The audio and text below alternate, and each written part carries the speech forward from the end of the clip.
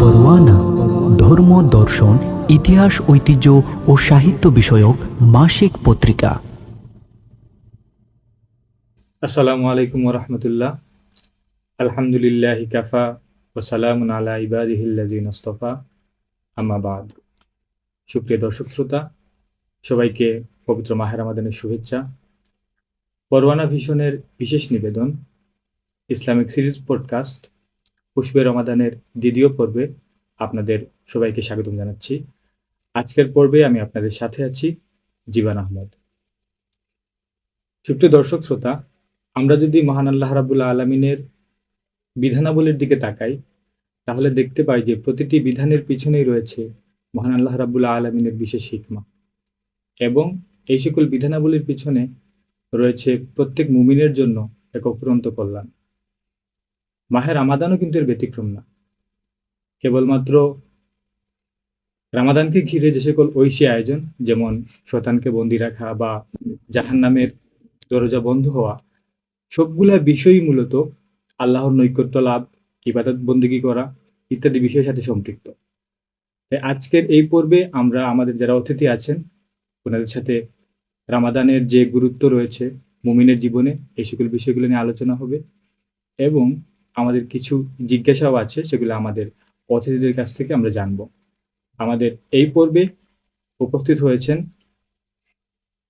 সুপ্রিয় দর্শক শ্রোতা, আমাদের আজকের পর্বে অতিথি হিসেবে উপস্থিত আছেন শাইখুল হাদিস হযরত মাওলানা মারজানুর রহমান খান হুজুর, হযরত শাহজালাল দারুস সুন্নাহ ইয়াকুবিয়া কামিল মাদ্রাসার প্রধান মুহাদ্দিস হিসেবে দায়িত্বরত আছেন, এবং দারুল ফিকর ওয়াল ইফতা আল ইসলামী বাংলাদেশের সম্মানিত সদস্য। এবং আমাদের আজকের পর্বে আরেকজন অতিথি আছেন হযরত মাওলানা ইমাদউদ্দিন ভাই। তিনি মাসিক পরওয়ানার নিয়মিত লেখক, পাশাপাশি অনুবাদের প্রতি ওনার বিশেষ আগ্রহ, বিভিন্ন সভা সেমিনারে বক্তৃতা দিয়ে থাকেন। ভাইকে আমাদের প্রোগ্রামে স্বাগতম জানাচ্ছি, এবং হুজুরকেও আমাদের প্রোগ্রামে স্বাগতম জানাই। এখন আমরা আমাদের অতিথিদের কাছ থেকে রমজানের বিভিন্ন বিষয় সম্পর্কে আলোচনা শুনব। আমি প্রথমেই প্রশ্নে চলে যাচ্ছি হুজুরের কাছে।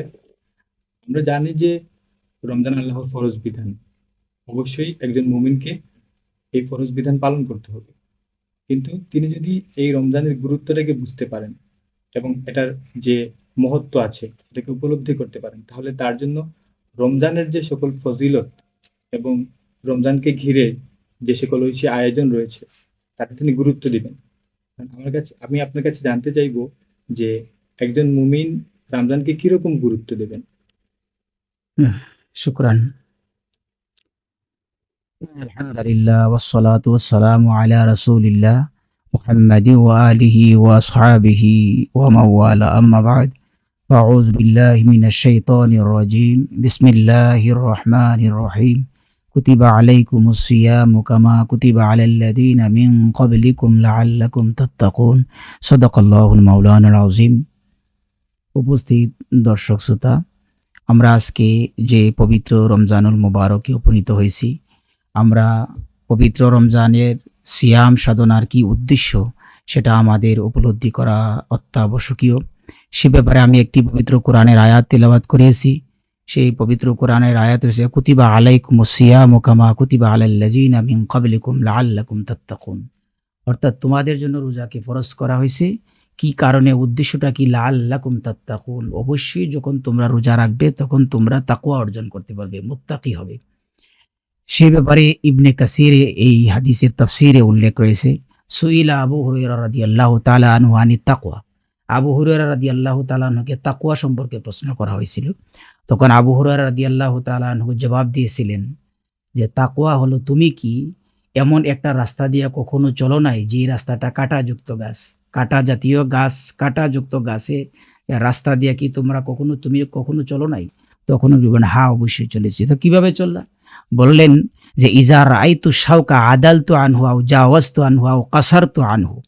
যখন কাঁটা দেখলাম তখন সে কাঁটাকে আমি অ্যাভয়েড করে চললাম, অথবা কাঁটাকে আমি অন্য রাস্তা দিয়ে চললাম। এইভাবে আমি কাঁটা জাতীয় গাছ থেকে কাঁটা জাতীয় যে বিছানো রাস্তা আছে সেই রাস্তা দিয়ে আমি চলাচল করি। তখন আবু হুরায়রা রাদিয়াল্লাহু তাআলা আনহু বললেন, সেটাই হলো যালিকা তাকওয়া। সেটাই হলো কি তাকওয়া। অর্থাৎ যখন কোনো খারাপ কাজ সামনে হবে তখন তুমি সেই কাজ থেকে অ্যাভয়েড করে চলবে, অথবা সেই কাজ থেকে তুমি ডিঙ্গিয়ে যাবে, অথবা সেই কাজ না করে অন্য পথ অবলম্বন করবে। সেই জন্য রোজাদার ব্যক্তি, এই আয়াতের মেসদাকে বোঝা যায় যে রোজাদার ব্যক্তি তাকওয়া অবলম্বন করবে। এর উদ্দেশ্য হলো যখন রোজা অবস্থায় সে খারাপ কাজ দেখবে, সে ওইভাবে কাঁটা জাতীয় গাছে যেভাবে সে নিজেকে হেফাজত করতে পারছে কাঁটা থেকে, এরকম গুনাহ থেকেও রোজাদার ব্যক্তি নিজেকে কি করবে, হেফাজত করবে। এটাই হলো রোজার একমাত্র উদ্দেশ্য। আর তাকওয়ার সম্পর্কে আরেকটি মারাতিবুত তাকওয়া, তাকওয়ার স্তর, যে আমি কোনো কিছু থেকে ইয়ে থেকে যখন আমরা পরহেজ করব, গুনাহ থেকে বাঁচবো, সেটা কিভাবে হইতে পারে? দুইটা পদ্ধতি হতে পারে। পবিত্র কোরআন ইরশাদ ফরমান, ইন্নাল্লাযীনা তাকাউ ইযা মাসসাহুম তাইফুম মিনাশ শাইতান তাযাক্কারু ফাইযা হুম মুবসিরুন। অর্থাৎ যখন কোনো মুমিন ওই ব্যক্তি, তাকওয়াবান ওই ব্যক্তি, যখন কোনো শয়তান যখন তাকে কোনো খারাপ কাজের প্ররোচনা দেয় তখন তাযাক্কারু, সে আল্লাহকে স্মরণ করে, ভয় করে এবং নিজেকে তখন সেটা থেকে কি করে, হেফাজত করে। এটা হলো তাকওয়ার প্রথম স্তর। যখন নিজের অন্তরে কোনো খারাপ কাজ করার উদ্দেশ্য আসবে, অথবা প্ররোচনা আসবে, অথবা খাহেসাতে নফসানি, নিজের অন্তর চাবে কোনো খারাপ কাজ করার, সেটা থেকে আল্লাহর ভয়ে নিজেকে কি করে হেফাজত করবে। এটি হলো তাকওয়া, নিজের খারাপ কাজ থেকে অর্জন করা হলো সর্বপ্রথম স্তর। আর দ্বিতীয় স্তর হলো তাকওয়ার, যখন কোনো মানুষ কোনো খারাপ কাজ সে করেই ফেলবে, নিজেকে হেফাজত করতে পারলো না, তখন তার উচিত কি, সেই খারাপ কাজ করার কারণে আল্লাহর ভয়ে সে খারাপ কাজের কথা যখন স্মরণ আসলো তখন আল্লাহর কাছে সে গুনার কথা স্মরণ করে আল্লাহর কাছে ক্ষমা চাবে। এই ব্যাপারে পবিত্র কোরআনে ইরশাদ ফরমান, আল্লাযীনা ইযা ফাআলু ফাহিশাতান আও যালামু আনফুসাহুম যাকারুল্লাহা ফাস্তাগফারু লিযুনুবিহিম। যখন কোনো মানুষ কোনো খারাপ কাজ করে ফেলে, আও যালামু আনফুসাহুম, নিজের নফসের উপর সে জুলুম করে, যাকারুল্লাহা ফাস্তাগফারু লিযুনুবিহিম, সাথে সাথে যখন আল্লাহর ভয় তার ভিতরে আসে তখন সে ফাস্তাগফারু লিযুনুবিহিম, এই খারাপ কাজের জন্য সে আল্লাহর কাছে কি চাইবে, ক্ষমা চাইবে। যখন দুইটা খারাপ কাজ থেকে যখন সে বাঁচতে পারলো না, সে যদি করেই ফেলে, সাথে সাথে আল্লাহর ভয় আসার পরে তখন আল্লাহর কাছে জেনে শুনেও সেই কাজের স্বীকৃতি দেয় যে আমি ক্ষমা চাই, এই কাজটা আমি করে ফেললাম।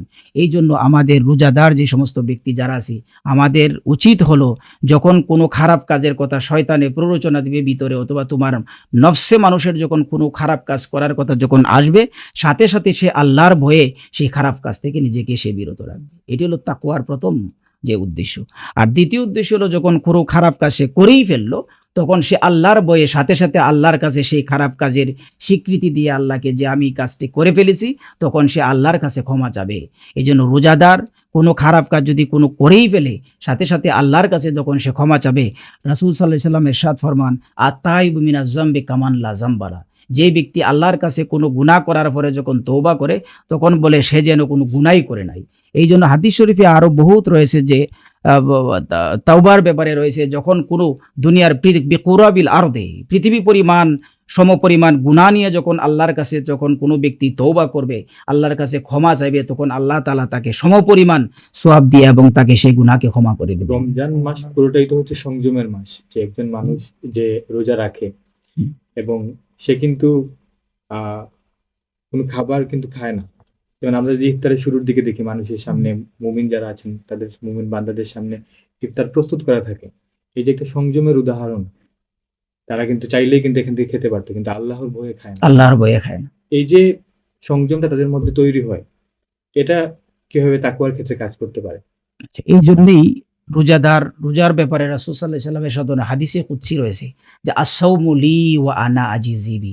রোজা হলো একমাত্র আমার উদ্দেশ্যই, আর আমি রোজা তার প্রতিদান দেব। অর্থাৎ দুনিয়াবি যত সমস্ত আমল রয়েছে সেগুলাকে অন্যকে লোক দেখানোর জন্য করা যায়। হজ করলে হাজি সাহেব বলবে, নামাজ পড়লে তাকে দেখানো যায় সে নামাজি। কিন্তু রোজা হলো এমন একটা জিনিস যে সারা দিন যে যদি কোনো ব্যক্তি খায়ও আর কোনো ব্যক্তি খাইলো না, কিন্তু যখন একসাথে ইফতার করবে বোঝার কোনো সুযোগ নাই কে রোজাদার কে রোজাদার না। এই জন্য সে যখন নির্জনে থাকে তারপরও সে তার সামনে পানি, কিন্তু ইচ্ছা করলে সে খাইতে পারে, কোনো মানুষ জানবেও না, কিন্তু তারপরে একমাত্র আল্লাহর ভয়ে সে নিজেকে কি করলো? হেফাজত করলো।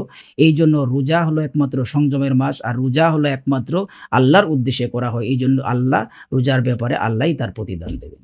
আমার মনে হয় যে এই যে সংযমের যে ব্যাপারটা, যে এই যে আল্লাহকে বারবার স্মরণ করা, যে আমি যখন খাবার দেখছি কিন্তু এটা আমি খাচ্ছি না, কারণ আমার মনে হচ্ছে যে আল্লাহ তো আমাকে দেখছেন। দেখতেছেন। এই যে একটা অভ্যাস পুরো একটা মাসে তৈরি হয়, এটা কিন্তু মানে পরে যখন এই বিষয়টাও মানুষের মধ্যে কাজ করে, আমার মনে হয় যে রোজার যে গুরুত্ব আছে এই জায়গাটাতেও মানে একটা রোজার প্রভাব ফেলবে। প্রভাব ফেলবে পরবর্তীতে। অবশ্যই। আচ্ছা, আমি ভাইয়ের কাছে এখন জানতে চাইবো যে আমরা তো জানলাম যে রোজা অবশ্যই গুরুত্বপূর্ণ একটা আল্লাহর বিধান, এটা অবশ্যই আমাদেরকে পালন করতে হবে, কিন্তু এই যে রোজা রাখা কখন থেকে শুরু হয়, মানে একজন মানুষ কোন বয়স থেকে রোজা রাখবে? আলহামদুলিল্লাহ, আলহামদুলিল্লাহ হামদান ওয়াফি নিআমাহ ওয়া ইউকাফি মাজিদাহ ওয়াসসালাতু ওয়াসসালামু আলা সাইয়্যিদিল মুরসালিন ওয়া আলা আলিহি ওয়া আসহাবিহি আজমাইন। আম্মা বাদ। ধন্যবাদ জানাচ্ছি আপনাকে।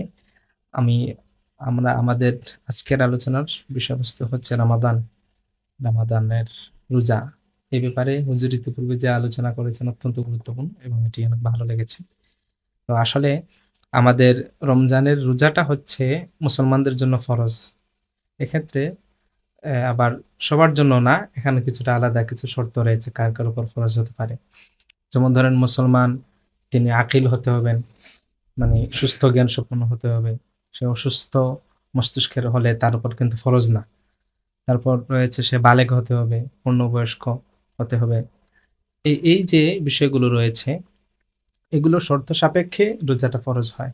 তা আমরা প্রথমত দেখি রোজাটা যখন ফরজ হয় একজন বালেগের উপর, মুসলিম বালেগ, এই যে বয়সের যে পূর্ণতা বা কখন বালেগ হয়, এই ব্যাপারে শরীয়তে নির্দেশনা রয়েছে।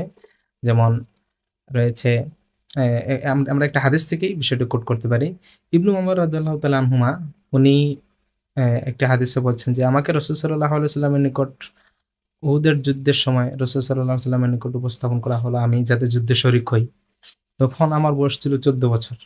আমাকে কিন্তু রাসূল সাল্লাল্লাহু আলাইহি ওয়াসাল্লাম তখন যুদ্ধে যাওয়ার জন্য অনুমতি দেন নাই। এর পরের বছর যখন খন্দকের যুদ্ধ হয়, আমি আবার রাসূল সাল্লাল্লাহু আলাইহি ওয়াসাল্লামের কাছে গেলাম যুদ্ধে যাওয়ার জন্য। তখন আমার বয়স 15টা পূর্ণ হয়েছে। তখন রাসূল সাল্লাল্লাহু আলাইহি ওয়াসাল্লাম আমাকে যুদ্ধে যাওয়ার জন্য অনুমতি দিলেন। এই হাদিস থেকে মাসালা তাখরিজ করেছেন উলামায়ে কেরাম, যে বলেছেন যখন কোনো সন্তানের, কোনো ব্যক্তির বয়স তার যদি 15 বছর পরিপূর্ণ হয়ে যায়, তাহলে সে বালেগ হয়ে গিয়েছে। এবং এর সাথে আরেকটি বিষয় প্রাসঙ্গিকভাবে আসে এবং প্রয়োজনীয় বিষয়টি, যে এই বয়সের বিবেচনা ছাড়াও আরো 2-3টি দিক রয়েছে যে বালেগ হয়েছে কিনা তা বোঝার জন্য। যেমন ধরেন, এটি হচ্ছে পুরুষের ক্ষেত্রে, ছেলে সন্তানের ক্ষেত্রে তার স্বপ্নদোষ হওয়া। তারপর ফিকহের কিতাবের মধ্যে যেমন এটি ফতোয়া শামীতে রয়েছে। ফতোয়া শামী আমরা এটাকে রদ্দুল মুহতার নামে চিনি, বা হাশিয়া ইবনে আবিদিন এটা নামে চিনি। তো এটাতে উল্লেখ রয়েছে যে আরেকটি হলো বালেগ হয়েছে কিনা তার আলামত হচ্ছে স্বপ্নদোষ হওয়া। এবং মেয়েদের ক্ষেত্রে এটি আরেকটি বিষয় যুক্ত হয় যে তাদের হায়েজটা, পিরিয়ডটা যদি শুরু হয়। আচ্ছা, আমরা এখানে যে পয়েন্টটা নিতে পারি যে একজন মানুষ যখন বালেগ হয় তখনই তার হচ্ছে রোজা ফরজ হয়। জি, বালেগ হওয়ার পর থেকেই সে রোজা রাখবে। জি। আমরা যেটা দেখতে পাই যে আগেকার যারা মুসলিম মায়েরা ছিলেন তারা কিন্তু বাচ্চাদেরকে রোজা রাখাতেন, হ্যাঁ, যে কারণ হ্যাঁ, তাদের যাতে অভ্যাস হয়। জি, জি, আমি যে জায়গা থেকে মানে প্রশ্নটা করতে চাচ্ছি যে অনেকেই এখন দেখা যায় যে বাচ্চাদের ব্যাপারে একটু শিথিল হন, যে তুমি তো এখন বড় হওনি, তাহলে তোমাকে একটু পরে রোজা রাখলেই চলবে। কিন্তু এই যে অভ্যাস না হওয়া এবং অভ্যস্ত করা বাচ্চাদেরকে, এই ব্যাপারটাকে আপনি কিভাবে দেখেন? এই বিষয়টি আসলে খুবই গুরুত্বপূর্ণ একটি বিষয়। বর্তমান সময়ের সাথে এটি আসলে আমাদের অভিভাবক, আমাদের যারা রয়েছেন, আমাদের মা-বাবার জন্য বিষয়টি খেয়াল রাখা উচিত। ইবনু বাত্তাল আল মালিকি রাহিমাহুল্লাহ, উনি ওনার বুখারী শরীফের সরার মধ্যে একটি কথা উল্লেখ করেছেন যে উলামাদের ইজমা হচ্ছে কোনো সন্তান যদি সে বালেগ নাও হয়, তারপরও তাকে মোটামুটি পাশাপাশি বয়সে গেলে তাকে রোজা রাখানোর চেষ্টা করা।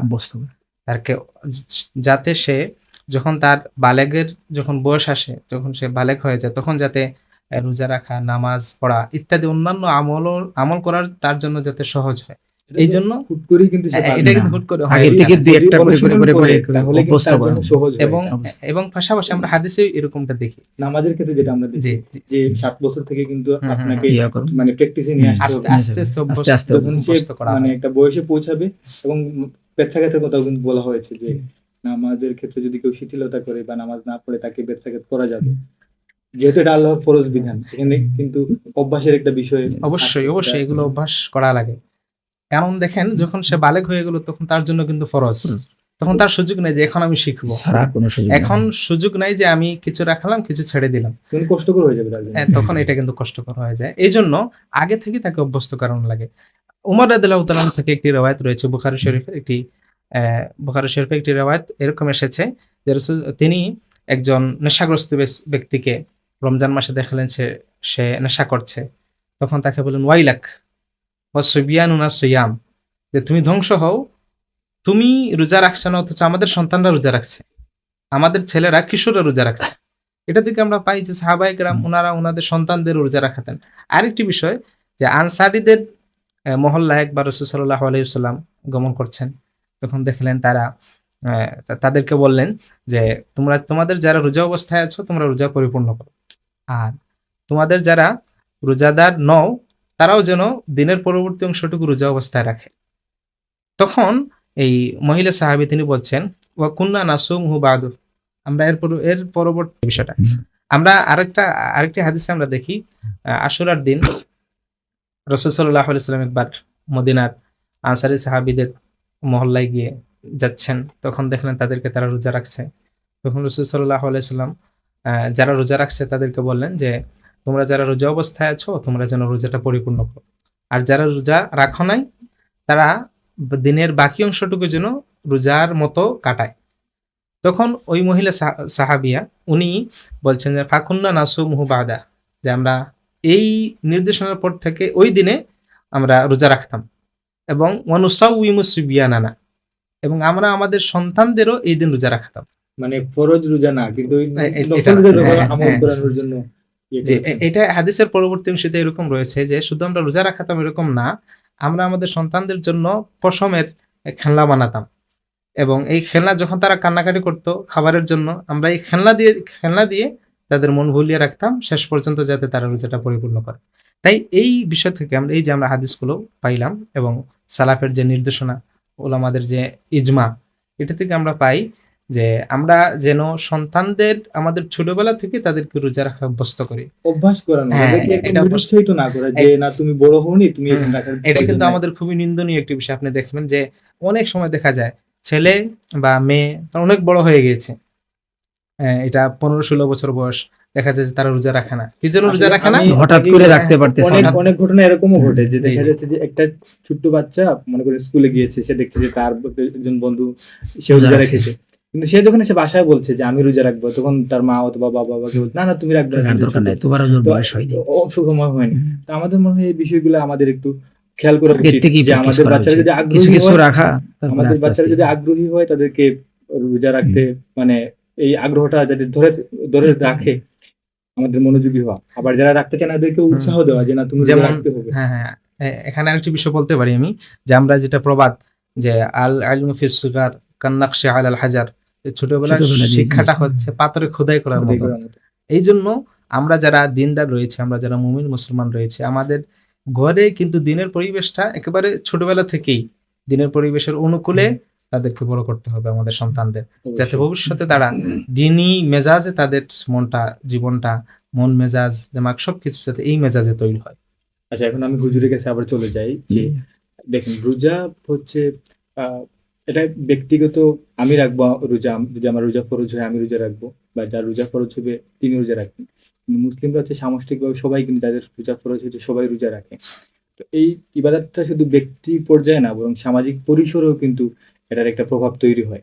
তো সেক্ষেত্রে কিছু বিষয় হচ্ছে আমাদেরকে মানে দেখা যায় আমাদের সমাজে ঘটে। যেমন আরেকটা ব্যাপার হচ্ছে আমি যে রোজা শুধু ব্যক্তি পর্যায়ে তো আমি আমার রোজা রাখবো, যেহেতু আমার উপর রোজা ফরজ, বা যাদের উপর রোজা ফরজ তারা রোজা রাখবেন, কিন্তু এটা সামষ্টিকভাবে যাদের উপর রোজা ফরজ হচ্ছে সবাই কিন্তু রোজা রাখেন, এবং সামাজিক পরিসরেও কিন্তু রোজা একটা প্রভাব আছে।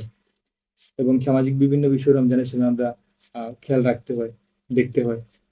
এখন রোজা রেখে যেটা অনেকের সমস্যা হয় যে তারা নিজের মেজাজকে ধরে রাখতে পারে না। এটা আমরা দেখতে পাই যে ফ্যামিলিতে হয় হুম। বা সমাজে মনে করেন একজন বাজারে গিয়েছেন, ওনার মেজাজ গরম হয়ে যায় বা স্ত্রীর সাথে অনেক সময় এই মানে রমজান ব্যাপারটাতে মাসটা আসলে যেমন ঝগড়াঝাটি এগুলার বেড়ে যায় পরিসংখ্যানটা। এটা মানে আসলে মুমিনের একটু ব্যালেন্স করা উচিত। একজন মুমিন কিভাবে নিজেকে মানে এই সংযমের মাসে নিজেকে নিজের মেজাজটা নিয়ন্ত্রণ রাখতে পারেন বা ব্যালেন্স কিভাবে করতে পারেন? এটা আসলে খুবই প্রয়োজন এবং খুবই প্রাসঙ্গিক আমাদের জীবনে। আমরা দেখি যে রমজানের মাস যখন ঢুকে তখন ১ম দশকটা খুবই আতঙ্কের মধ্যে কাটে অনেকের। কেননা যে যারা একটু মেজাজ গরম বা যারা আ হয়তো সবসময় নফল রোজা রাখেন না বা রমজান উপলক্ষে শুধু রোজা রাখছেন, একটা বিষয়। অথবা দেখা যায় যে যারা সব দিনদার মানুষ, উনাদের ক্ষেত্রেও দেখা যায় রমজান মাসটা খুবই উনাদের জালালি তবিয়ত থাকে, উনাদের খুব গরম মেজাজে থাকেন। কোনো কিছু ঘটলেই কাউকে রাগ করেন। তো এই বিষয়টা আসলে আমাদের রমজানের যে মূল আবেদন, এটা আমাদের উপলব্ধি করা উচিত। কারণ রমজান এই রোজাটা আমাদের সংযমের শিক্ষা দেয়। এই ফরজ হয়েছে আমাদের সংযম শিক্ষা দেওয়ার জন্য। দেখেন, আমার পরিবারে বা আমি সম্পূর্ণ সক্ষম, এমনকি শুধু সক্ষম না, খুব ভালো মতো সক্ষম। আমি নিজেও খেতে পারছি। আমি চাইলে একজন মুসলিম সে ১০০ জন মানুষকেও চাইলে খাবার খাওয়াতে পারে। তার ঘরে পরিপূর্ণ খাবার-দাবারের ভালো ব্যবস্থা রয়েছে। তারপরেও কিন্তু সে খায় না। কেন খায় না? আল্লাহ রাব্বুল আলামিনের নির্দেশ। নির্দেশ। এটা এই যে আমার সামনে খাবারের ব্যবস্থা রয়েছে, আমি চাইলেই খাইতে পারি। মানুষের সামনে হোক না হোক, মানুষের অলক্ষ্যে তো খাওয়া যায়। এটা কিন্তু আমরা করছি না। এইজন্য করছি না, আল্লাহ রাব্বুল আলামিন আমাকে নির্দেশ দিয়েছেন, আমাকে আদেশ দিয়েছেন, আমি যাতে এই রোজাটা আমি রাখতেই হবে আমাকে। এটা আমার জন্য ফরজ। এটা কিন্তু আমাদের সংযমের শিক্ষা। এই এই শিক্ষার সাথে কিন্তু আমাদের বাদবাকি বিষয়গুলো চলে আসে। এটা কিন্তু আমি খাবারের এই যে ক্ষুধার যে টান, এটা অনেক বড় একটি বিষয়টা আমি নিয়ন্ত্রণ করতে পারছি। এই ক্ষুধার টানটা নিয়ন্ত্রণ করা যতটুকু কঠিন, মানুষের সাথে রাগ করাটা কিন্তু আমার জন্য ততটুকু কঠিন না। এটা তুলনামূলক সহজ। মেজাজ খারাপ করা এটা কিন্তু তুলনামূলক সহজ। কারণ আমি এর বড় কাজটা কিন্তু করছি অনায়াসেই। রোজা যে রাখছি আমি, সংযমটা আমি আমি যে এই করছি। যে সংযম, এটা বড় সংযম করছি, কিন্তু ছোট জিনিস যেটাকে বলা যায় ওইটার তুলনায় গৌণ বা খুবই হালকা বিষয়, এটা কিন্তু আমরা পারছি না। এটা অন্যতম একটা কারণ হচ্ছে যে আমরা উপলব্ধি না করা। তো আমাদের আমরা যদি এটা উপলব্ধি করতে পারি যে রমজান মাস আমাদের কিসে শিক্ষা দেয়, রমজান মাস আমার শারীরিক যে একটা কষ্ট সহ্য করার শিক্ষা দেয়, আমার আর্থিক যারা জাকাত দিতে পারেন, জাকাত দেন, ওনাদের আর্থিক ত্যাগ, এই যে ত্যাগ করা এটা শিক্ষা দেয়। এই শিক্ষার সাথে বাদবাকি যে বিষয়গুলো রয়েছে, আমার মানুষের সাথে মিষ্ট ভাষায় কথা বলা, মানুষ কোনো কিছু যদি রাগের মাথায় কিছু যদি বলেও, যেমন হাদিস শরীফে এসেছে, যদি তোমার সাথে কেউ ঝগড়া করতে চায়, তারপর তুমি বলো ইন্নী সাইম, আমি রোজাদার, আমি এগুলোর সাথে এখন জড়িত হব না। এই যে নির্দেশনাগুলো, এগুলো কিন্তু আমাদের এই রমজানের যে উপলব্ধিটা, সংযমের উপলব্ধিটা যদি আমরা করতে পারি, তাহলে এটা আমাদের আমাদের মানে জন্য ভাবা সহজ হয়ে উচিত যায়। যে হ্যাঁ, রামাদানের এই মানে আমরা রোজা রাখছি কেবলমাত্র যে মনে করেন আমি শুধু উপবাস করা না, হুম, এই হুম। রমজানের শিক্ষাগুলো নিয়ে আমাদের ভাবা উচিত যে রমজান আমাদেরকে কি অনুশীলন করতে বলে হ্যাঁ, এবং এখানে জি, এবং জি। বাস্তবায়ন করা উচিত। আমি আরেকটা পয়েন্টে যেতে চাই। দেখেন আমাদের যে সামাজিক পরিসর এখন আহ, শুধুমাত্র মানুষের যে সম্পর্ক, এটা কেবল বাস্তব লাইফে না, বরং যে ভার্চুয়াল যে জগৎ আছে, আমরা যদি বিশেষ করে সামাজিক যোগাযোগ মাধ্যমের কথা বলি, সেখানেও কিন্তু আছে। এখন আহ, আমি মানুষের সাথে না মিশেও কিন্তু আমি মানুষের সাথে কানেক্টেড থাকতে পারি হুম, হুম। সামাজিক যোগাযোগ মাধ্যমে মাধ্যমে আমরা থাকা পসিবল এখন। এখন আমি মনে করেন কারোর সাথে মিশতাম না, কিন্তু ঘরে বসে বসে আমি এমন কিছু কমেন্টস করলাম, কিছু পোস্ট দিলাম, মানে দেখা গেল যে একজন মানুষের আর মান সম্মানও থাকলো না বা এমন ভাবে আক্রমণাত্মক ইয়ে হুম, করলাম। হুম। এটাও কিন্তু মানে সংযমের মধ্যেই তো পড়ে অবশ্যই, যে অবশ্যই। আমরা যে অফলাইনে কারোর সাথে আমরা ঝগড়া বিবাদ করছি না, কিন্তু মনে করেন আমরা ফেসবুকে বা অন্য কোনো জায়গায় আমরা মনে করেন একটা ঝগড়া বাঁধিয়ে দিলাম ঝগড়া বা বাদ দিয়ে দিন, বা হ্যাঁ। এমন কিছু কাজ করলাম যেটা আসলে ওই রমজানের যে শিক্ষার সাথে কিন্তু যায় না। আমার মনে হয় যে এই জায়গাটা তো একই, এইজন্য আমাদের এইজন্য একই। একটা কাজ করা বিষয়, উচিত। ইমাম গাজালি রাহিমাহুল্লাহ ইহয়া উলুমিদ্দিনে উনি জাকাতের এই রোজার আলোচনা একটি অধ্যায় এনেছেন, যে রোজার ধরনটা হচ্ছে ৩টি। সাধারণ মানুষের রোজা, সাধারণ মানুষের রোজাটা কি, তারা শুধু পানাহার থেকে বিরত থাকে এবং স্ত্রীর সাথে সম্ভোগ থেকে বিরত থাকে, এই ২টা কাজ। এটা হচ্ছে প্রথম শ্রেণী। আরেকটা শ্রেণী হচ্ছে বিশেষ মানুষের রোজা। তারা কি করেন, এই ২টার সাথে ওনারা বাহ্যিক অঙ্গ যেগুলো রয়েছে আমাদের পঞ্চেন্দ্রিয় সহ, এই যে বাহ্যিক জাহিরি যে বিষয়গুলো রয়েছে এগুলো থেকে ওনারা বিরত থাকেন। এটা হচ্ছে সালেহিনদের, নেককারদের রীতি। এবং এই ওনাদের বৈশিষ্ট্য দিতে গিয়ে উনি 6টি জিনিস তুলে এনেছেন, যে রোজা কিন্তু 6 দিক থেকে হওয়া লাগবে। সালাহিন বা নেককার মানুষের বা বিশেষ মানুষের রোজাটা 6টা দিক বিবেচনা অবশ্যই রাখতে হবে। সে তার চোখের গুণা থেকে সে হেফাজত রাখবে নিজেকে, তার জিহ্বার গুণা থেকে নিজেকে হেফাজত রাখবে। চোখের গুণা কি? অন্য যেগুলোর দিকে তাকানো নিষিদ্ধ, এগুলা থেকে সে দেখবে না, এটা থেকে সে নিজেকে হেফাজত রাখবে। দ্বিতীয়ত, সে তার জিহ্বা মানে মানুষকে কথা দিয়ে কষ্ট দিবে না, মানুষকে গালাগাল করবে না, পরনিন্দা করবে না, গীবত গাইবে না, এই কাজগুলো থেকে সে নিজেকে বিরত রাখবে। কানের গুণা থেকে সে নিজেকে বিরত রাখবে। কান দিয়ে গীবত শুনবে না, আগে তো বলা হয়েছে গীবত করবে না কারো, আর কান দিয়ে গীবত শুনবেও না। কানের গুণা থেকে নিজেকে বিরত রাখবে। এর পরবর্তীতে উনি বলেছেন যে সমস্ত অঙ্গ প্রত্যঙ্গের গুণা থেকে সে নিজেকে বিরত রাখবে। এবং পঞ্চম যে বিষয়টি উনি বলেছেন যে ইফতারের সময় বাহারি আয়োজন যে আমাদের হয়, ইফতারের সময় বাহারি আয়োজন থেকে সে নিজেকে বিরত রাখবে। এবং ষষ্ঠ বিষয় হচ্ছে উনি বলেছেন যে আমাদের রোজা রেখে আত্মতৃপ্তিতে না ভোগা, যে আমি রোজা রেখেছি, আল্লাহ রাব্বুল আলামিন আমাকে ক্ষমা করে দিবেন, বা ইবাদতের উপর নিজের উপর একটা আত্মতৃপ্তি, আত্মতুষ্টিতে ভোগা, এটা কিন্তু হওয়া যাবে না। আবার এটাও হওয়া যাবে না যে একেবারে হতাশ, আমাকে তো আল্লাহ মাফ করবেনই না, এটাও হওয়া যাবে না। এর মাঝামাঝি থাকা লাগবে, আশা এবং ভয়, বাইনাল খাউফ ওয়ার রাজা। তো এই যে 6টি দিক, এই 6টি দিক যদি আমরা বিবেচনায় রাখি, তাহলে দেখা যায় যে রমজানের রোজার যে মূল আবেদন তাকওয়া অর্জন করা এবং আমাদের সংযমের শিক্ষা, এবং এই শিক্ষা থেকে তাকওয়া অর্জন যদি আমাদের হয়ে যায়, তাহলে রমজানের মাসটা আমাদের ভালোভাবে কাটবে এবং রমজানের পরবর্তী সারাটা জীবন আমার জীবনের জন্য অনেক যুগান্তকারী পরিবর্তন ইনশাআল্লাহ চলে আপনার আসবে। 5 নাম্বার পয়েন্ট যে ইফতার যে নিয়ে আপনি বলেছেন, ইফতার নিয়ে আমার অনেকগুলো প্রশ্ন আছে, আমি সেগুলো আপনার কাছে করতে চাই। যেমন এখন ইফতার পার্টি আমরা দেখতে পাই, তো ইফতারে কিন্তু অনেক ফজিলত আছে। যেমন ইফতারের আগে কিন্তু দোয়া কবুল হয়। তো দেখা যায় যে ইফতারের আগে যদি আমরা এরকম আয়োজন নিয়ে ব্যস্ত থাকি, তখন কিন্তু এই সময়টা কিন্তু আমরা সুযোগটা মিস করি, যে এই যে দোয়া কবুলের মুহূর্তটা, এটা একটা ব্যাপার, এটা নিয়ে আপনি বলবেন। আরেকটা ব্যাপার হচ্ছে যে এখন যে ইফতার পার্টি যে বেড়েছে, আমরা অনেকগুলা সংগঠন বলেন, বিভিন্ন আমাদের কাজের এটা জায়গা বলেন, আনুষ্ঠানিকতা হ্যাঁ, প্রতিযোগিতায় চলে গিয়েছে। ঠিক আছে, আমরা অনেক জায়গায় সম্পৃক্ত থাকি, আমাদেরকে যেতে হয়। কিন্তু এমনও মানুষ আছেন যাদের দেখা যায় আপনার একদম 10 রমাদান থেকে 30 রমাদান প্রত্যেক দিন ইফতার পার্টি থাকে। বা এই যে ইফতার পার্টি বলে আমরা যে সম্বোধন করছি, এটা কিন্তু একটা ইবাদত কিন্তু। তো মানে এটার যে একটা বাহ্যিক যে জিনিস বা বাহুল্যতা চলে আসছে।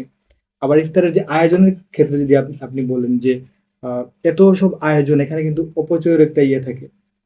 আপনি এই বিষয়গুলো আমার নিয়ে আমাকে বলবেন আর কি। আরেকটা ছোট্ট বিষয় আমি আপনাকে এখানে এড করি, যে ইফতারের এত আয়োজন থাকে, আমাদের মা বোনেরা যে ইবাদত করবেন সেই সুযোগটাও কিন্তু অনেক সময় হয় না। তো এই বিষয়গুলো নিয়ে যদি কিছু বলেন আমাদের। এই ব্যাপারে আমরা বলি যে আল্লাহ রাব্বুল আলামিন যেরকম নির্দেশনা দিয়েছেন, ইন্নাল মুবাদ্দিরিনা কানু ইখওয়ানা শায়াতিন, যে অপচয়কারীরা হচ্ছে শয়তানের ভাই। এখানে ভাই দ্বারা উদ্দেশ্য হচ্ছে শয়তান যে জিনিসটা চায় সেই জিনিস আমি নিজে করে তাকে সহযোগিতা করলাম, এই ধরনের কাজ কিন্তু আমাদের করা যাবে না। রমজান মাস যদিও ইবনু শিহাব জুহরি থেকে বলা হয়েছে, রমজান মাস উনি বলেছেন 2টা জিনিসের মাস, কোরআন তিলাওয়াতের মাস এবং ইতআমুত তাআম, মানুষকে খাওয়ানোর মাস। মানুষকে খাওয়ানোর সময় কিন্তু আমাকে বিবেচনা রাখা লাগবে অপচয় হচ্ছে কিনা, আমাদের কিন্তু অপচয় করা যাবে না। আর একটা ইবাদতকে শুধু আনুষ্ঠানিক দিক, আনুষ্ঠানিকতায় বিবেচনায় নিলেও হবে না। আরেকটি বিষয় হচ্ছে যে মহিলাদেরকে সুযোগ দেওয়া, ফুরসত দেওয়া, এটা কিন্তু আমাদের বিবেচনায় রাখা উচিত। আমরা যদিও এটি ইবাদত, তারপরও রমজানকে কেন্দ্র করে উপলক্ষ করে নিজের ব্যক্তিগত বা দোয়া, নফল নামাজ, তেলাওয়াত, এই বিষয়গুলো সবার, আমাদেরও যেরকম এই অবসরটা হওয়া উচিত, নিজেকে অবসর বানানো উচিত এবং মহিলাদেরও অবসরের সুযোগটা দেওয়া উচিত। আমরা দেখতে পাই যে পবিত্র রামাদান কারিমের সাথে কুরআনে কারিমের একটা সম্পর্ক আছে, এবং অনেকেই পবিত্র কালামে পাকের তেলাওয়াতের উপর বিশেষ জোর দেন। তো একজন মুমিন বান্দা কিভাবে এই রামাদান মাসটা কাটাতে পারেন এবং কোরআনের সাথে তার সম্পর্ক কিভাবে আরো বাড়াতে পারেন, এই ব্যাপারে আপনার কাছ থেকে জানতে ধন্যবাদ আপনাকে। এই পবিত্র রমজানুল মুবারককে কোরআনের মাসও বলা হয়। এই জন্য পবিত্র কোরআনে আল্লাহ পাক রব্বুল আলামিন ইরশাদ করেন, শাহরু রমাদান আল্লাযী উনজিলা ফীহিল কোরআন। এই পবিত্র রমজান মাস হলো এমন মাস যে মাসে আল্লাহ তাআলা পবিত্র কোরআন শরীফ নাজিল করেছেন। এই জন্য এই পবিত্র রমজানুল মাসে কোরআন শরীফ তেলাওয়াত করা এবং কোরআনের উপর আমল করা, তাদরিস, তালিম, এগুলা এই পবিত্র রমজান কেন্দ্রিকই হয়ে থাকে। এই জন্য আরো বিশেষত এই পবিত্র রমজানকে শাহরু রমাদান, শাহরু কোরআন নাজিলের মাস বলার কারণ হলো রাসূল সাল্লাল্লাহু আলাইহি সাল্লামের উপরে জিবরাইল আমিন আলাইহিস সালাম পবিত্র রমজানুল মুবারকে পুরা কোরআন শরীফ একবার পুরা দৌড় দিতেন। পুরা এমনি তো বিভিন্ন আয়াত নাজিল শুরু হয়েছে পবিত্র রমজানুল মাসে, বিভিন্ন রেওয়ায়েতে আসছে। আর বিশেষ করে এই পবিত্র রমজানুল মাসে পুরা কোরআন শরীফ জিবরাইল আলাইহিস সালাম রাসূল সাল্লাল্লাহু আলাইহি সাল্লামকে শোনাইতেন, রাসূল সাল্লাল্লাহু আলাইহি সাল্লাম জিবরাইল সালাম শোনাইতেন। এই জন্য রমজানুল মাসটা হইল পবিত্র রমজান ও পবিত্র কোরআন নাজিলের মাস। এই জন্য আমরা পবিত্র রমজানুল মাসে আমরা কোরআনের চর্চা করব, কোরআনের তালিম তাদরিস এবং কোরআনের উপর আমল, এবং ভবিষ্যৎ জীবনেও যাতে কোরআনের উপর নিজের জিন্দিগি সেভাবে আমরা প্রতিপালন করতে, সেই দিকে অবশ্যই আমাদের লক্ষ্য রাখা জরুরি। আচ্ছা, আমি এখন আমরা রমাদান কারিম নিয়ে অনেক কিছু জানলাম, অনেক বিষয়ে আমরা বুঝতে পারলাম যে রমাদানে আমাদেরকে তাকওয়া অর্জন করতে হবে, আমাদেরকে সংযমের অভ্যাসটা আমাদের মধ্যে গড়ে তুলতে হবে। যদিও বা এই চর্চাটা রমাদানের মধ্যে দিয়ে হয়ে যায় অনেক কিছু। তো রমাদান তো এখন প্রায় শেষের দিকে চলে আসছে। আচ্ছা, এখন আমরা আবার ইমাদ ভাইয়ের কাছে চলে যাচ্ছি। ভাই, দেখা যায় যে কি অনেকে রোজা রাখতে পারে না রোজার মাসে, বা কাদের ক্ষেত্রে হচ্ছে, যেমন আমরা মুসাফিরের কথা যদি বলি, মুসাফিরে কিন্তু রোজা রাখার ছাড় আছে। বা অনেকেই আছেন যারা খুবই অসুস্থ থাকেন। তো এটার আসলে মাত্রা কতটুকু? একজন মানুষ কতটুকু অসুস্থ হলে তিনি রোজা রাখতে পারবেন না? বা আমি যদি মোটা দাগি বলে ফেলি যে কাদের জন্য রোজার ছাড় আছে? আচ্ছা, এটা খুবই গুরুত্বপূর্ণ প্রশ্ন আমাদের, কারণ রোজাটা হচ্ছে আমাদের জন্য ফরজ। আর যদি এই ফরজ ইবাদতটা আমার প্রয়োজনে ছাড়া লাগে, এটা তো আমাদের রাখতেই হবে।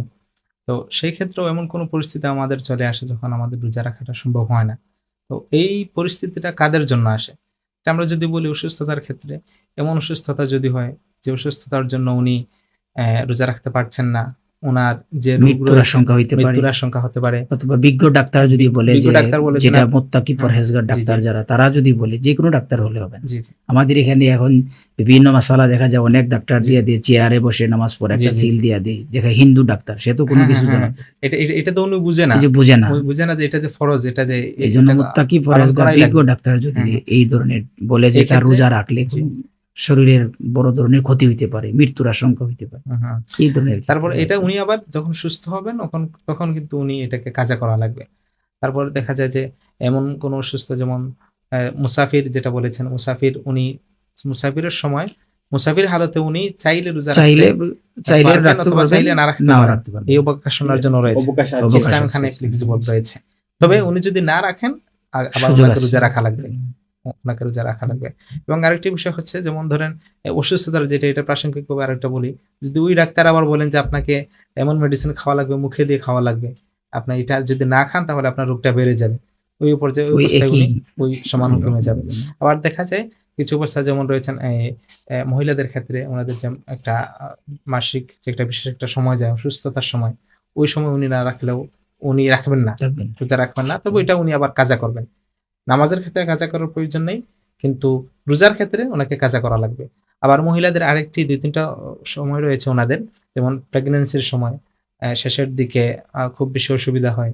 যদি দেখা যায় যে রোজাটা রাখা ওনার জন্য কষ্টসাধ্য হয়ে গেছে, কষ্টকর হয়ে যাচ্ছে, শরীরের উপর রিস্ক হয়ে যাচ্ছে, তখন উনি রোজা না রাখলেও ওই অবস্থায় চলে, পরবর্তীতে কাজা করলে হবে। আবার যদি দেখা যায় যে একবারে নতুন সন্তান জন্ম দিয়েছেন, তখন যদি দেখা যায় রোজা রাখলে সন্তান বুকের দুধ পাচ্ছে না, এই অবস্থা যদি হয়, তখনও ওনার জন্য ছাড় রয়েছে, শরীয়তের পক্ষ থেকে এটা ছাড় দিয়েছে। আবার এমন কোনো অবস্থা যদি তৈরি হয়, কোনো মানুষ রোজা রাখছে, এমন পরিবেশে গিয়েছে যে পরিবেশে দেখা যায় যে সে যদি রোজা রাখে তাহলে হয়তো তার জীবন নাশের আশঙ্কা আসছে, তখন কিন্তু ওই ব্যক্তি রোজা ভেঙে আপাতত এমন পরিমাণ খাবে যে পরিমাণ খেলে ওনার জীবনটা রক্ষা হয়, এরকম অবস্থা। যে আরেকটি মাসালা, এটি খুবই আলোচিত হয়ে এসেছে, যে যখন কোনো মুজাহিদ কাফেরদের সাথে যুদ্ধে যায়, ওই সময়টা যদি রোজার মাস হয়, রমজানের মাস, তখন তো মুজাহিদের জন্য রোজা রাখাটা ফরজ। কিন্তু ওই সময় যদি দেখা যায় রোজা রাখার কারণে মুজাহিদের শারীরিক দুর্বলতাটা প্রকাশ পায়, আর শারীরিক দুর্বলতারা প্রকাশ পেলে কাফেররা দুর্বল মনে করবে, কাফেরের মনে স্পিড বেড়ে যাবে, এই অবস্থা যদি হয়, তাহলে ওই সময় মুজাহিদের জন্য ছাড় রয়েছে, সে রোজা ভেঙে ভালোভাবে খাবে, যাতে কাফেরের সাথে তার ভালোভাবে লড়াই করতে পারে এবং কাফেররা যাতে তাকে দেখে দুর্বল মনে না করে। সুপ্রিয় দর্শক, আমরা এতক্ষণ ধরে শুনলাম যে রোজা পালনে কাদের ছাড় আছে। এখন আমরা হুজুরের কাছে আবার চলে যাব যে কেউ যদি ইচ্ছাকৃতভাবে রোজা ভঙ্গ করে ফেলে তাহলে তার কি করণীয়? শরঈ ওজর ব্যতীত কেউ কোনো কারণ ছাড়াই নিজের ইচ্ছাকৃতভাবে যদি কোনো ব্যক্তি রোজা ভঙ্গ করে ছেড়ে দেয়, তাহলে তার উপর সে আবার পুনরায় সেই রমজানের পরে ৬০ দিন সে ধারাবাহিকভাবে রোজা রাখবে, এবং ধারাবাহিকের অর্থ হলো কাফারা হিসেবে। কাফারা হিসেবে ধারাবাহিক রোজা রাখবে, এবং সেই ধারাবাহিকের অর্থ হলো ৫৯ দিন পর্যন্ত সে রোজা রাখার পরে যদি ছেড়ে দেয়, যে কোনো একটা রোজা ভঙ্গ করে গেলে আবার প্রথম থেকে আবার শুরু করতে হবে, মানে মাঝখানে একদিনও গ্যাপ করতে পারবে গেপ না, করতে পারবে না। একাধারে 60 দিন একাধারে সে 60 সেটা দিন রাখতে হবে।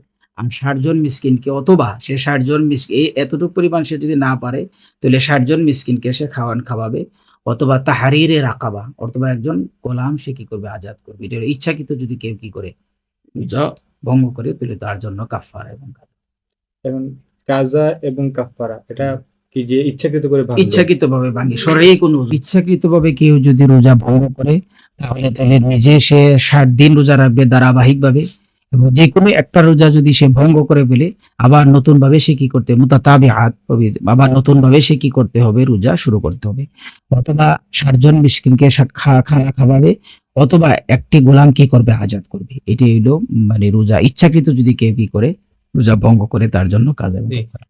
৬০ জন মিসকিনকে ২ বেলা করে। ২ বেলা করে খাওয়াতে হবে।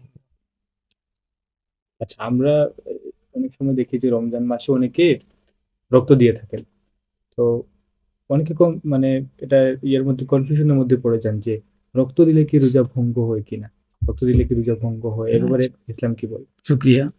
এটা একটা বহুল প্রচলিত, এবং এটা বর্তমান সমাজে, এটা এখন বর্তমান সময়ে খুব বেশি জরুরি হয়ে গেছে যে বিভিন্ন সময় মানুষের রক্ত দিতে হয়। রক্ত দেওয়া এবং রক্ত গ্রহণ করা কোনো ক্ষেত্রেই রোজা ভঙ্গের কোনো কারণ নয়। রক্ত দিতেও পারবে রোজা অবস্থায়, এবং রক্ত গ্রহণও করতে পারবে রোজা অবস্থায়।